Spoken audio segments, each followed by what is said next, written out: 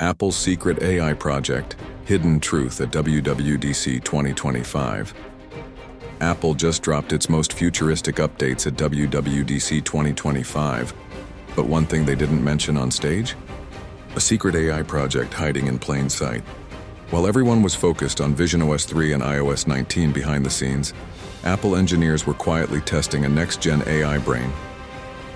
Leaks suggest Apple's working on Ferret, a multimodal AI that understands voice, vision, and motion, and may soon replace Siri entirely. Unlike ChatGPT or Gemini, Apple's Ferret is built to sync with your iPhone, Apple Watch, and Vision Pro in real time. It learns your habits and before you do. When asked about Ferret, Tim Cook just smiled. Coincidence? We don't think so. This isn't just another update. This is Apple laying the groundwork for its own closed-loop AI ecosystem. No OpenAI, no Google, just Apple. Is Apple about to change AI forever? Or are they already watching us through the lens of Ferret?